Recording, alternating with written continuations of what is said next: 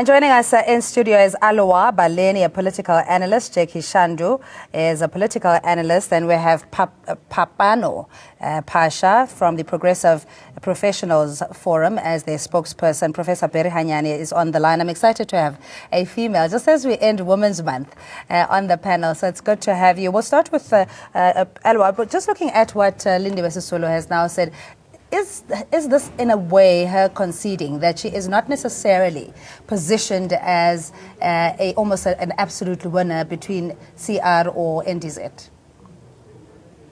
Can you repeat the question? No, I'm saying with Lindiwe Sisulu now saying that the ANC must elect a female president. Yeah. There's no option around it. Is she in essence saying, you know, she even goes as far as to say, even it's not herself, it could be Balekambete, it could be anyone else. Is she now conceding to the fact that she's not necessarily the guaranteed winner in that female race for the presidency? Okay, thanks, Cindy, and good evening to the viewers and my colleagues.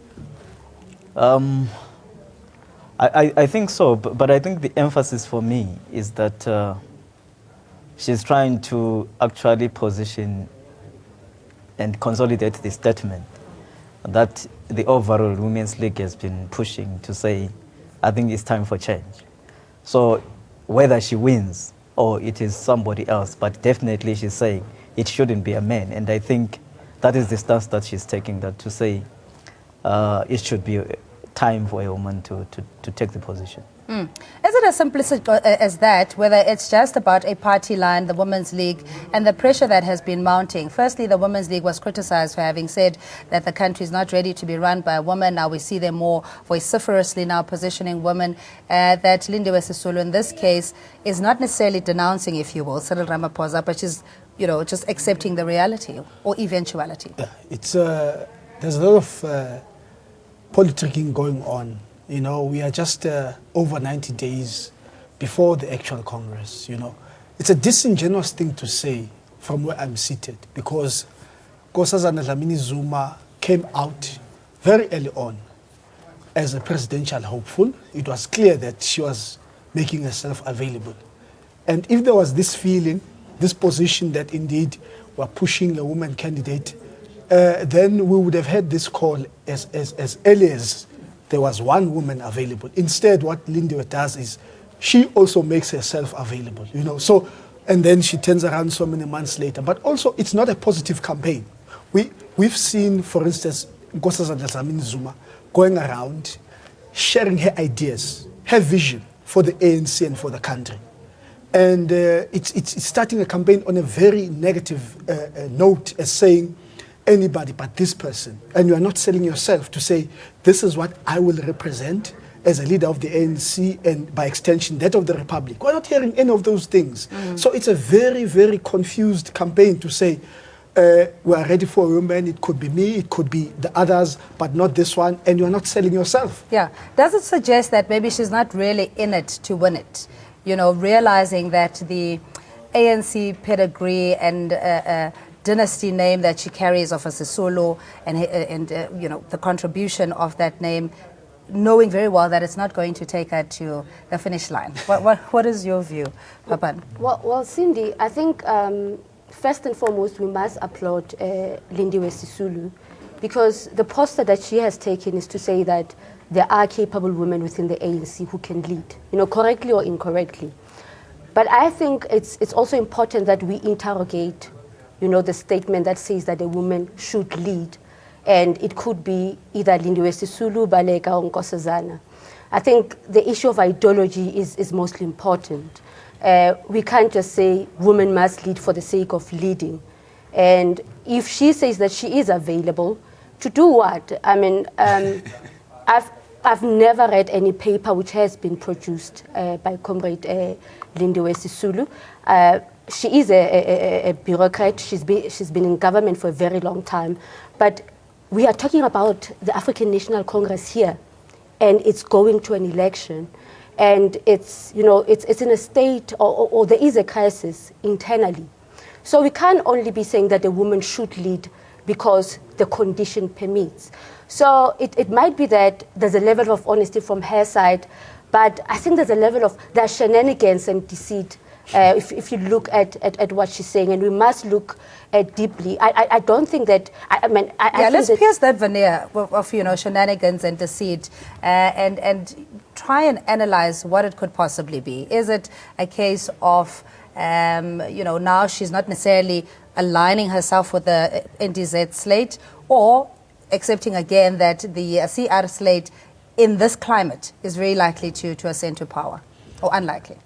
What are the shenanigans? I'm getting to that. What if she wants to confuse the female voter?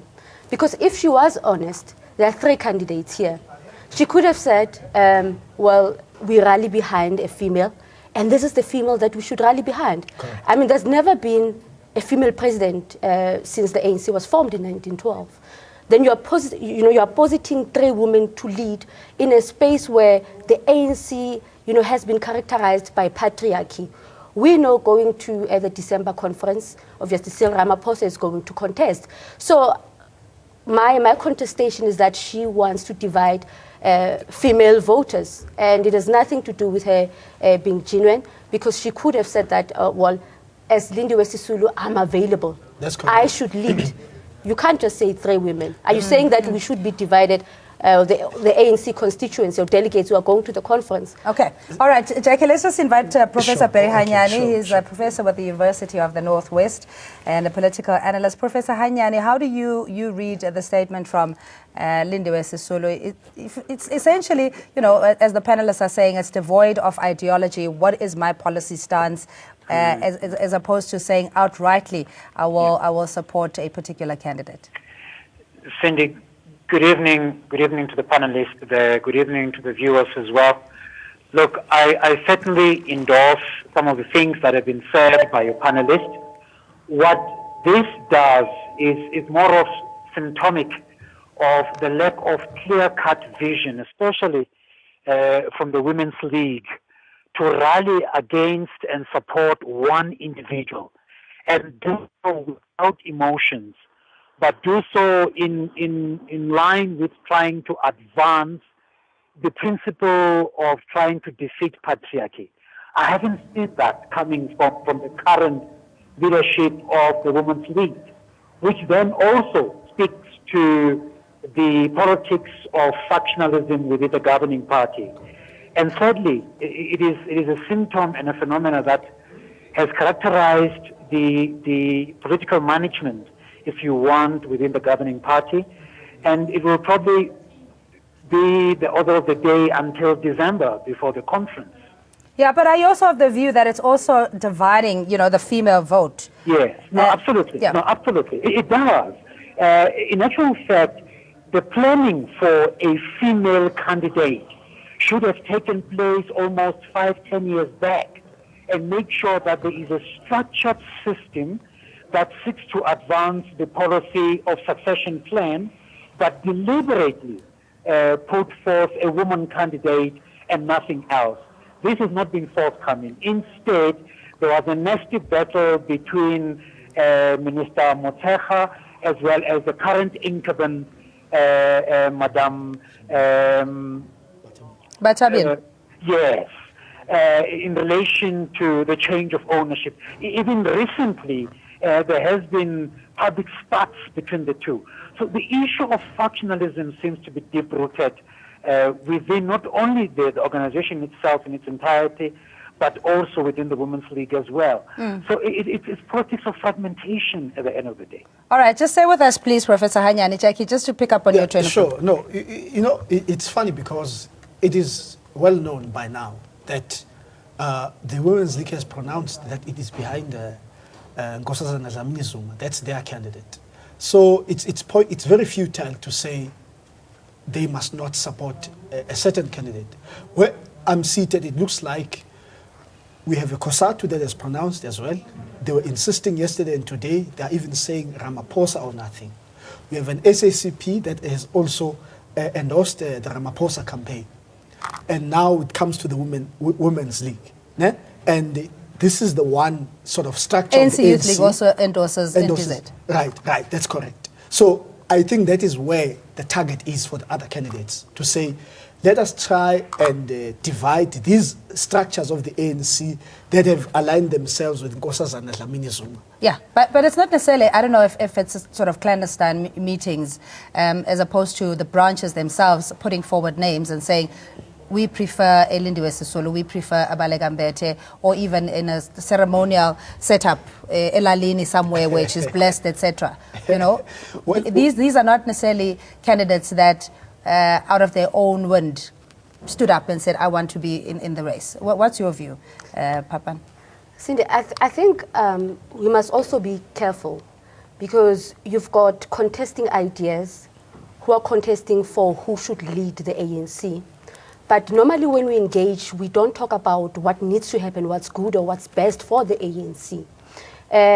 You see, you might have these other players who might have an interest, including the ANC Women's League. But the issue here is we have a candidate that we want to lead, or there is a candidate who must lead the African National Congress. Who is the best amongst these candidates? So if you look at all the candidates in terms of their capability, if they've been tried and tested, ideological clarity, Nkosazana she far surpasses, you know, most of these candidates.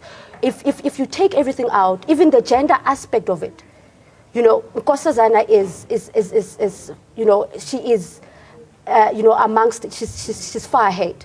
So whether it's COSATU, because COSATU might come with its own perspective in terms of why would it want Cyril Ramaphosa to lead. You would assume that it would bring in a labor aspect, but it's surprising they just want him to lead based on history, not necessarily on worker struggle. Correct. You also have the SACP. You would expect them as a vanguard of the poor to, you know, to put that perspective to say that the candidate that we want to lead the ANC should be able, you know, to deal with the aspirations of the poor. But that's not what we are seeing. So what we are seeing is a paralysis of analysis in terms of this contestation. And I think we must move forward, and we must be able to analyze these candidates, you know, broadly within, you know, beyond gender or biology. Yeah, and I mean, if you take the lead up to not even the policy conference and the whole descent around the leadership of President Jacob Zuma, with Cyril Ramaphosa herself, Lindiwe Sisulu, and so many others speaking against, you know, his administration, you would assume that she would then have gone with the slate of CR or of Cyril Ramaphosa because they kind of speak in the same tonality. But now she, in a sense, have cut him off by saying a female must be the president of the ANC. How do you read it, Elwa? Cindy, to be honest, I don't think there's anything wrong with what Lindiwe Sisulu is saying. Besides, she's not the only one saying that, and I don't buy the idea that she needs to be so clear in terms of ideology. And who is clear? How clear was President Zuma when he became to power? And because one thing that we need to understand is that usually in terms of getting these candidates, it has nothing to do with how someone is good in terms of ability. Most of the time our politics is based on personality.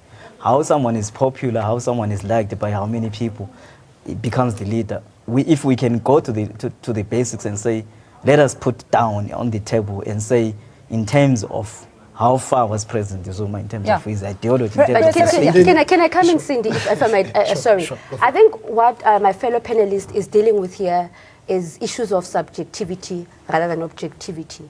The ANC has got guiding documents in terms of the kind of leader that you need. You know, it's not personality. It's not an issue of personality. That comes to play, though. I mean, you know, depending on how you mobilize at branch level, there is an element under normal circumstances. Yes. Please finish your thought. Sure. Yes. No. I wish I should have been allowed to finish. Okay. Finish so that we can. How about and then? No, I'm saying because probably. To suggest that maybe I'm talking about something. What I'm saying is that, I mean, ANC has, I don't know how many documents. I mean, you can actually build a university called the ANC in terms of documents. But in terms of what plays, our politics is not based on what documents are saying. They are based on, like, how popular someone becomes. That person will take it away. That is what is going to happen in our politics, even if you like it or not. This is what is happening. All right, your response, give you examples. Yeah. Are you done? Yes. Okay, I'm not sure what my fellow panelist means when he says in our politics. Now, I think we must raise, perhaps it's, you know, we must be able to unpack these issues, because you've got the reality and then you've got what is happening out there. And what I'm trying to say is, within the ANC normal circumstances, this is what should be happening. And, you know, principled cadres of the ANC, when they analyze the leaders or the leader that should be driving, you know, the organization, they would look at the person, the ideology, if the person is tried and tested and so forth. So there's nothing wrong with... Yeah. But I'm just saying the natural progression, though, that the deputy president would ascend to power as the president, you know, whether that is a written rule or policy is another debate. Could be the argument that that is how President Jacob Zuma ascended to power, besides the fact that he was more effective or more in tune or relevant to the branches. Is it just about popularity, as Elwa said? Not necessarily. Let's go back in 2002. Remember, it was not a natural progression of a president, a deputy president ascending to president. President Jacob Zuma contested President Thabo Mbeki. They fought for that position. And if it was just a rule, and because at that time by Polokwane, President Thabo Mbeki had served his 2 terms. And naturally, it would have then said, okay, it's time for me to hang my boots and allow the next one. It never happened that way.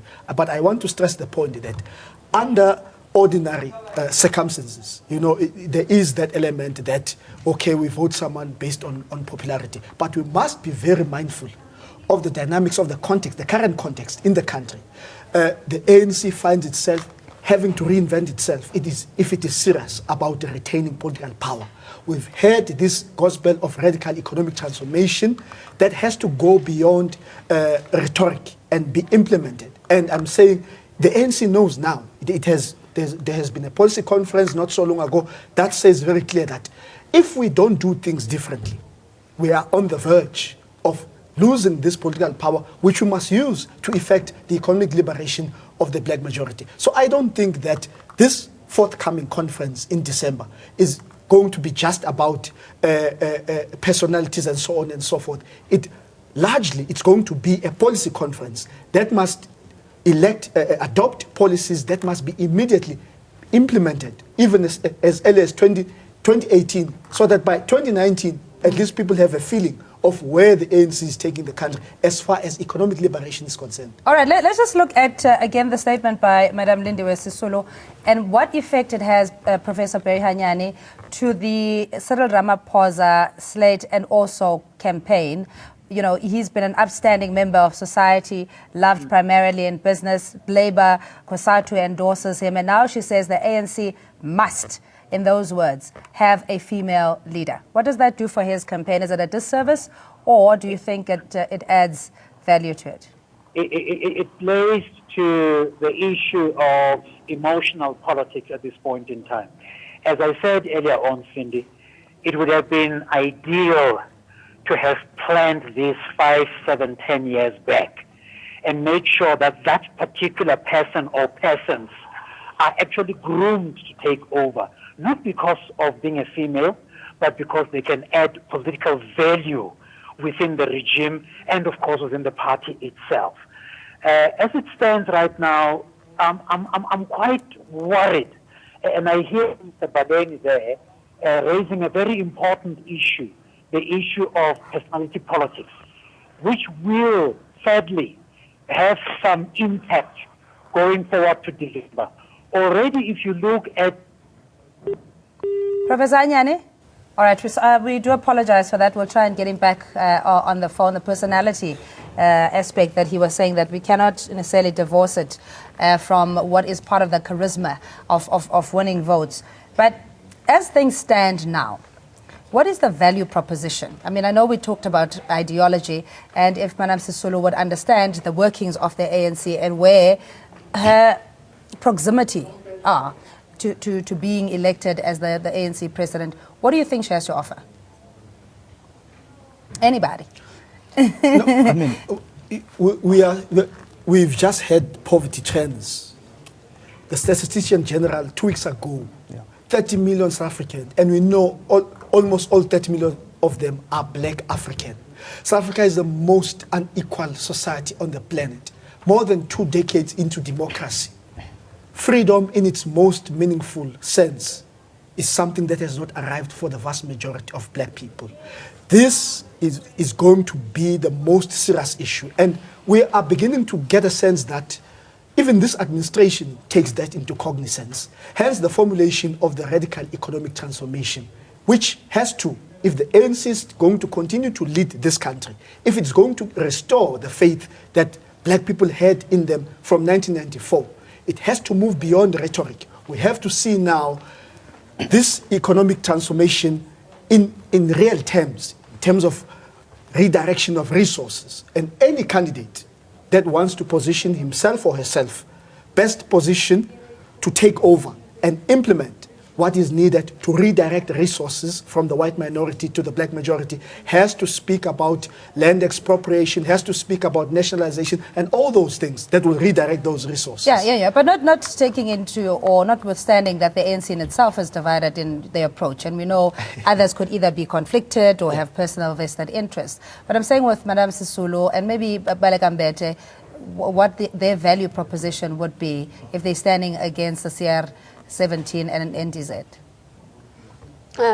Look, with due respect, you know, the ANC is a revolutionary movement. You know, notwithstanding some of the challenges that have backed the organization, as I indicated, Lindiwe is a bureaucrat, you know, and she's been shielded by, you know, her surname and being in the state.